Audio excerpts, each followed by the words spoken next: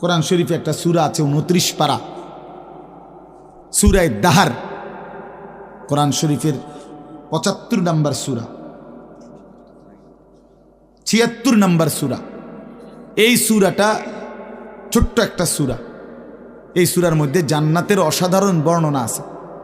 যেদিন এই সূরাটা নাজিল হয়েছে, নবীজি উপস্থিত, সাহাবী যারা ছিল সামনে, তখন জিব্রাইল মাত্র নাজিল করছে, নবী সাল্লাল্লাহু আলাইহি সাল্লাম সাহাবীদের সামনে শুনাইছে এটা, এই সূরাটা।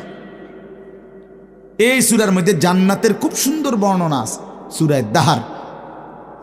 তো এই সূরার এই জান্নাতের বর্ণনা শুইনা এইখানে বসা একজন সাহাবী, কালো, রজুলুন আসওয়াদ, তাফসিরে আছে, উনি ছিলেন একদম কালো রঙের সাহাবী, সহজ সরল সাহাবী।